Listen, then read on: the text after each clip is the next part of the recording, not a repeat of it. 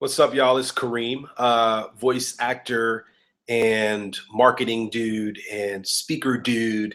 It's been a while since I've done a video here on YouTube regarding and about voiceover.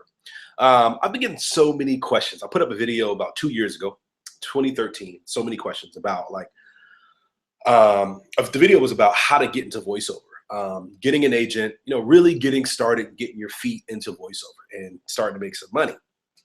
And since doing that video, you got to excuse me because I do have a slight cold, which is one of the kinds of voiceover because you might be sick when somebody wants to call you. But anyway, after doing the video, I got a lot of emails. I've been getting thousands. I'm talking thousands of emails on my phone from people who still have more and more questions after my 30-minute video, which is totally understandable, which is why I know that what I'm about to do today, answer some of your questions, is going to open up a whole nother world of questions.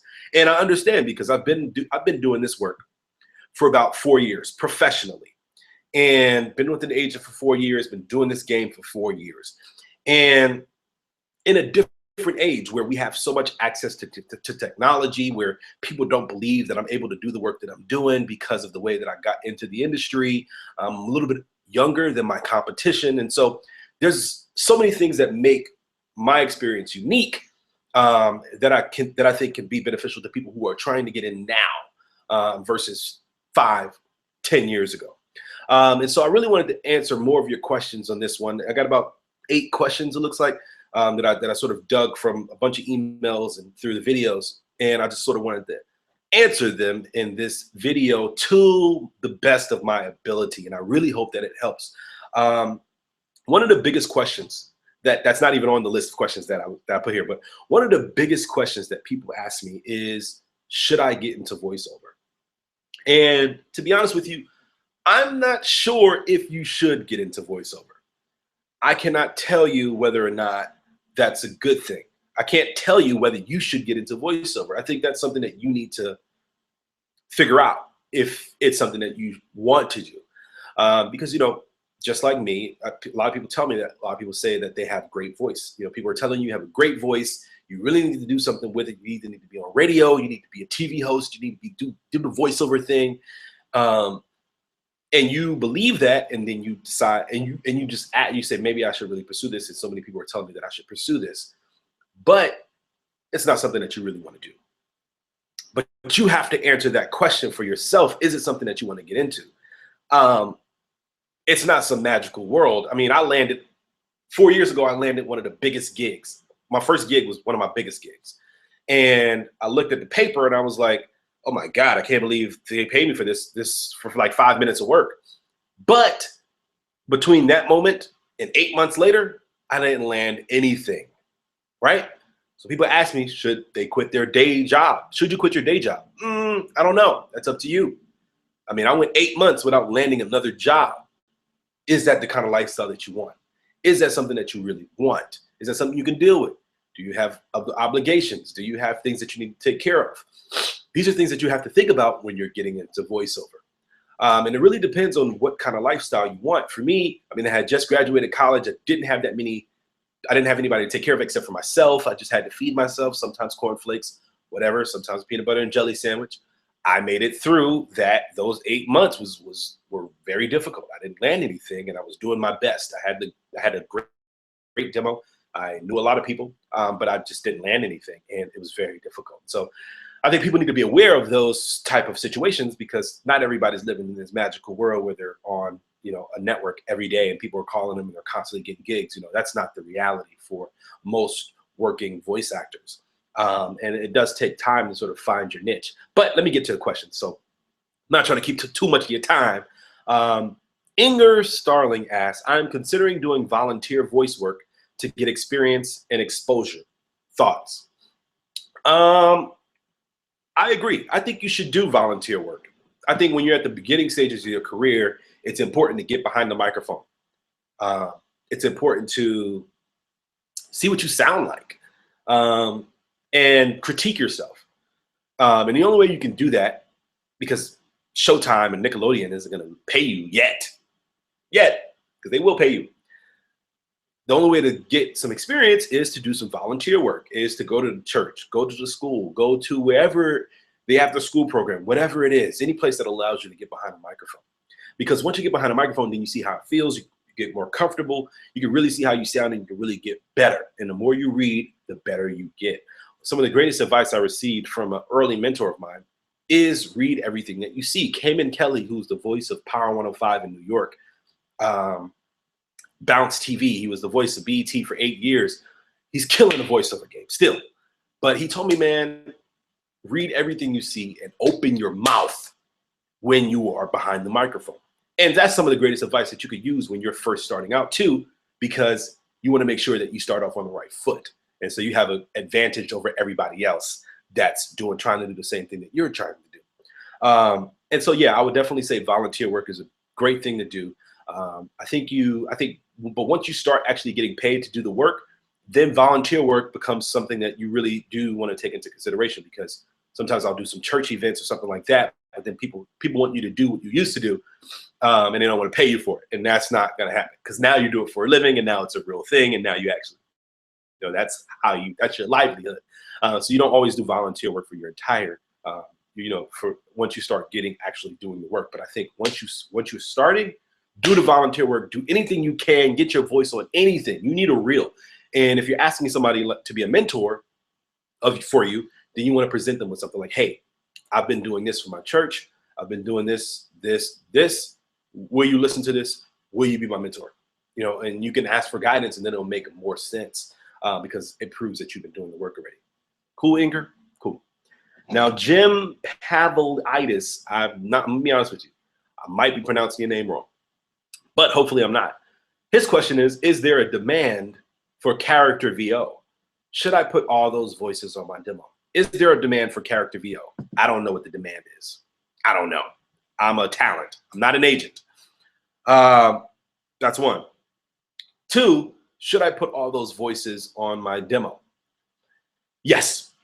Whatever you can do, any voice, whatever you can showcase, put it on your demo. But put your best voices only. If you can only kind of do something, don't put it on there. If you're not the best at that particular voice, don't put it on there. But if you know you can kick ass with your character voice, and I'm not talking about the impression of The Simpsons or impressions of Hank or the impressions, of SpongeBob. I'm talking about if you have a character that you could do really well, put that on there. If you know you could make some money off that voice, put it on there. If you know that somebody's going to listen to it, but damn, this is really good, put it on there. Don't leave anything out, because you don't want to leave anything up to interpretation. You really want to or anything up to the person's mind. People can't read your mind. So you need to let them hear what you can do.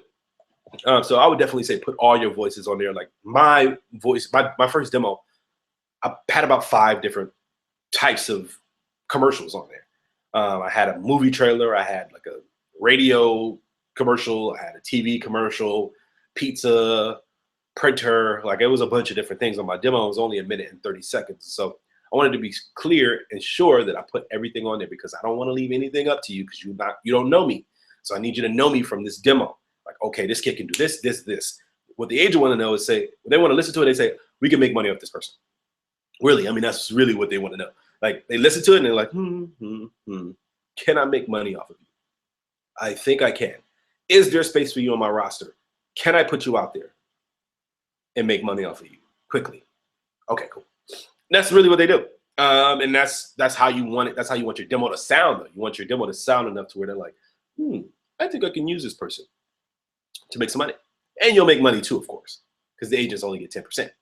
Not only because when you get 10% from 1,000 people, that's a lot of money. Anyway, next question. Terry Gregg, what would you say on a demo? What would you say on a demo? So I got a lot of questions about that, Terry. So thank you for asking that question. What would I say on a demo? I would go online, go to YouTube, look up commercials, transcribe those commercials. If you don't know what transcribing is actually writing down the copy in the commercial.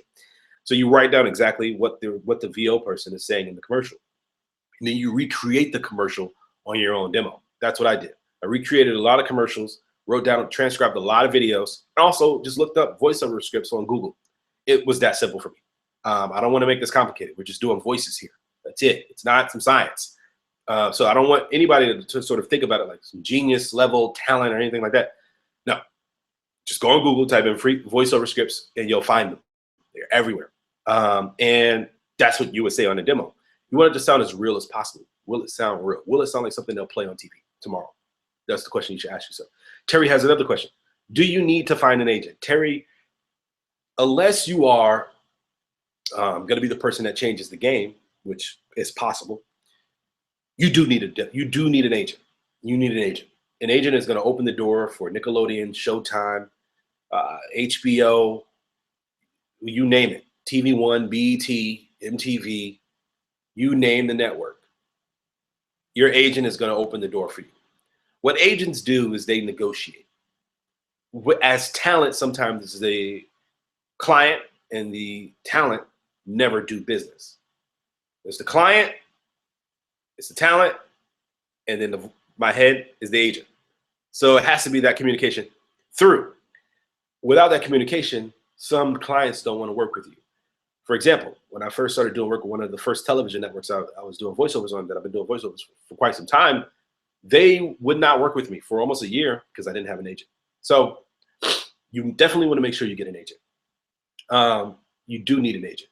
Now, there's websites like the Voice 123 website and all this other stuff. It's like, I wouldn't put my money into that. I would not pay a premium fee to go on that website. It's not something I would do. I don't advocate for that. I don't suggest that. I suggest you send in your demo.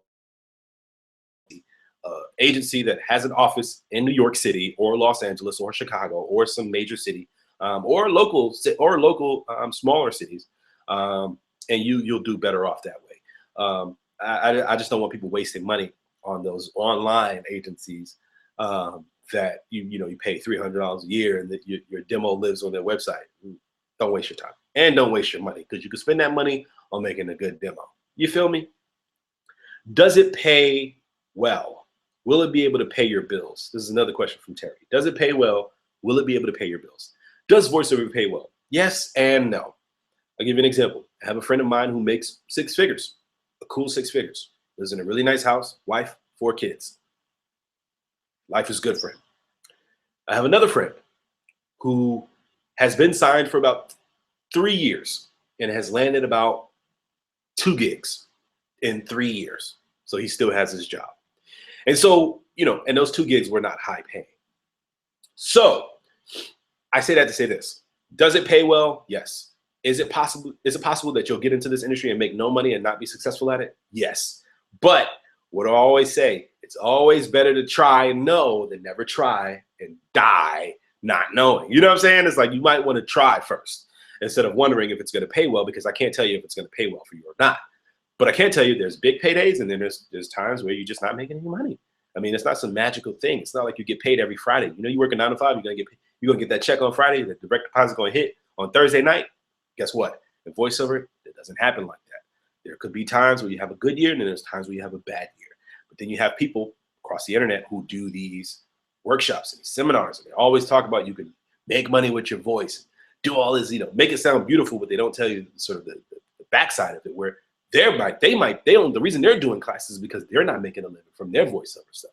You know what I'm saying? So they have to figure out other ways to bring in streams of income, which we all should do. We should all have multiple streams of income, but you really need to look at how some voice actors are making business from getting people to believe that they can do voiceover, through the workshops, through the seminars.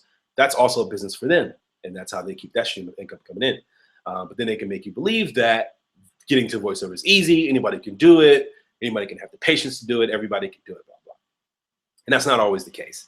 But I definitely say try and see what happens, because everybody's situation is different.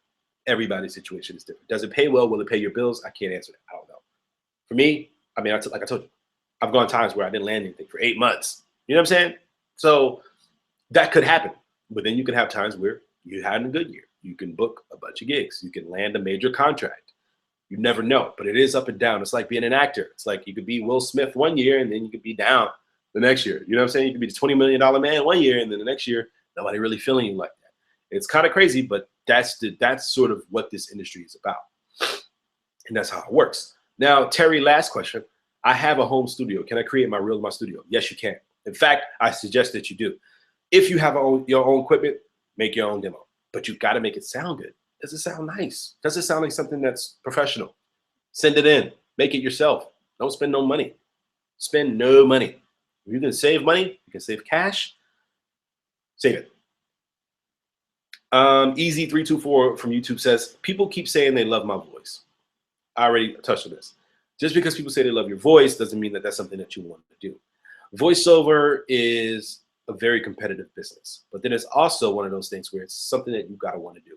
When somebody calls you at 5 o'clock at night and you're ready to go to rush or happy hour at the bar, well, guess what? You got to do that job.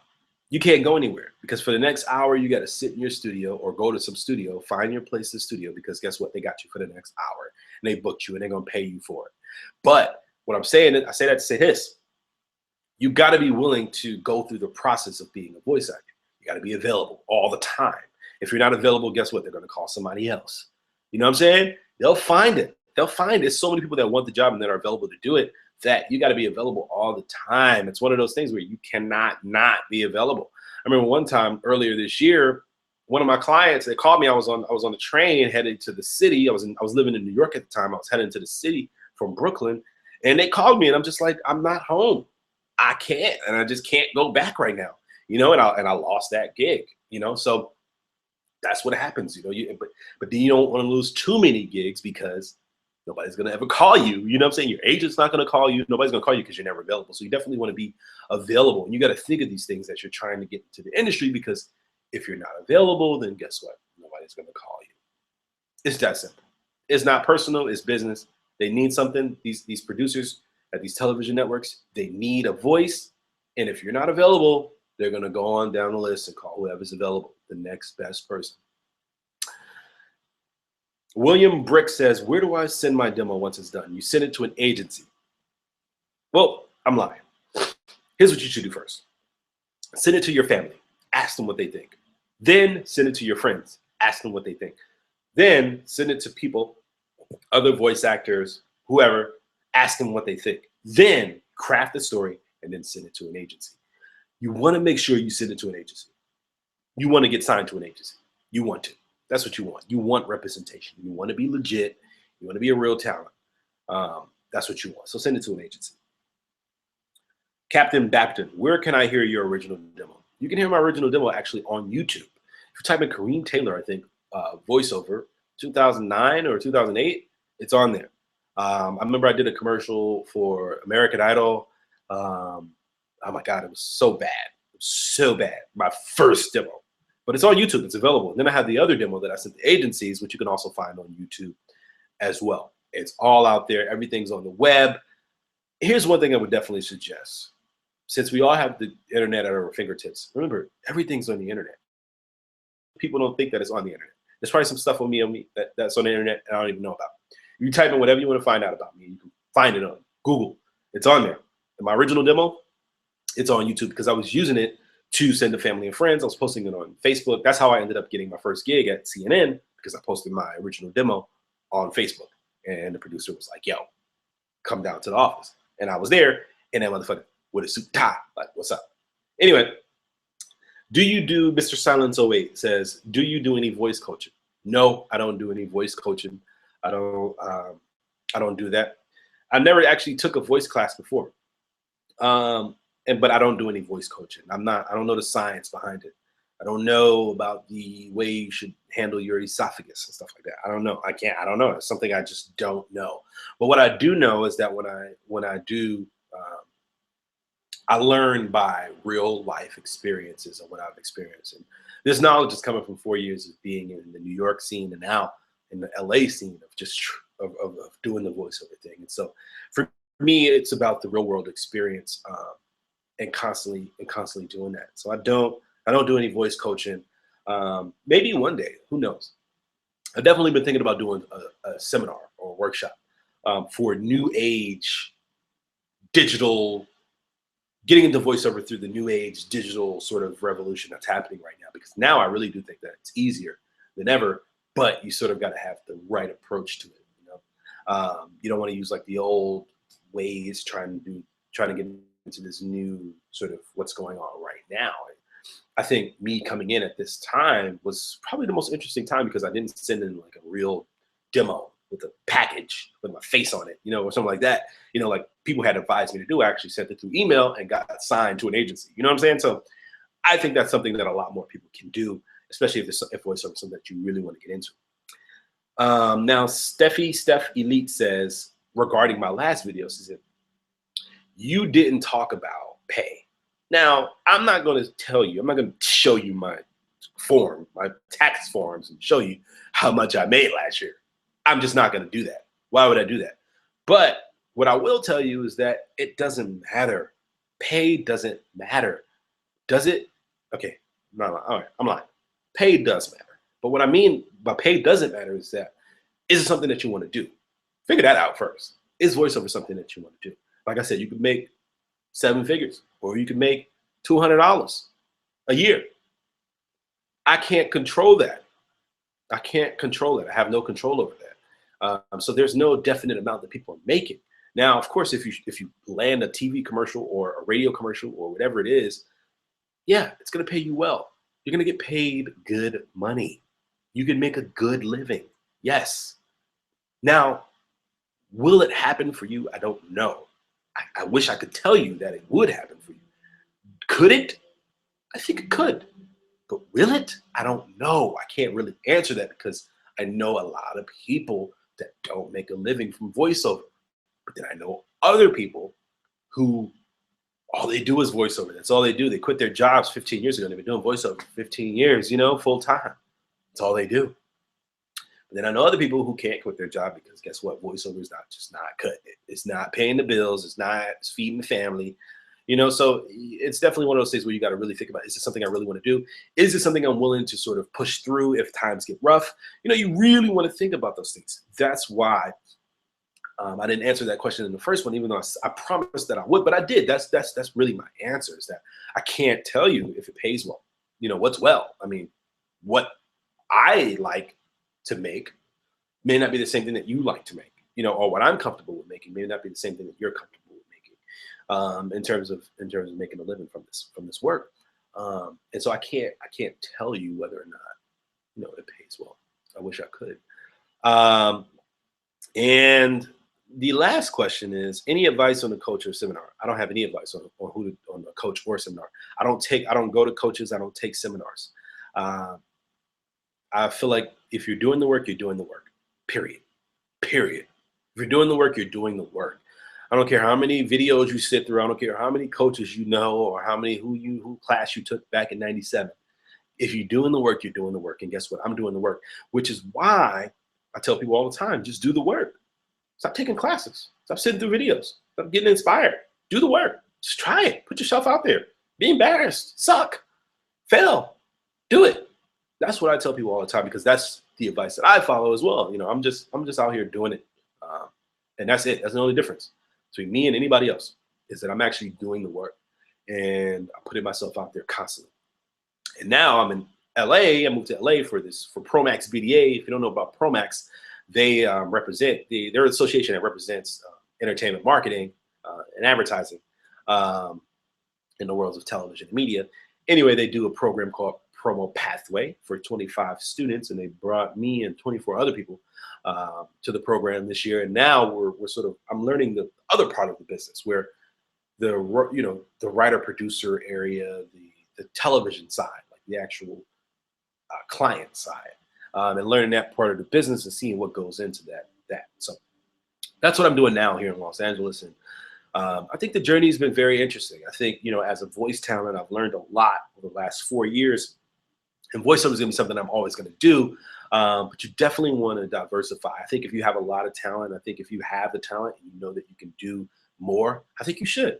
I think if there's a few things that you know that you want to do, I think you should go after it. I think if there's a bug, if there's something that's like really tugging at your heart, you really need to go and do it. And I think that's, for me, is why I'm here in Los Angeles now, doing this work to broaden my perspective and also continue doing the work that I love to do. And so that's just, I don't mean to take up all your time, but I hope that this was informative for you. I hope that it can give you a broader perspective of how this industry really works. Feel free to give me more questions. Look, I'll answer them. I'll answer them. People have been sending me emails, messages, like thousands, and I'll answer them because I really want to spread the education. I don't want to sell people a dream. Like I'm not here to sell anybody a dream of this magical voiceover world. But like I said, I'm out here doing the work. I mean, great clients, and I feel like I can tell you what's going on, what's the real deal in this industry, and I have nothing, and I don't want any money from you. You know what I'm saying? I mean, I may offer a class, but if I offer a class, it's gonna be something that like I really want to do, and I really want to help people, and I really feel it's valuable for them to be there. I'm not just gonna be like, get into voiceover. Anybody can do it.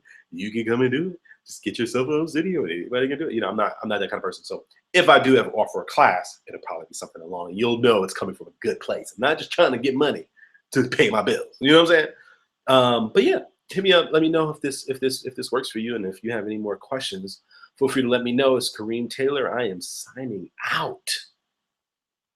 Thanks for watching.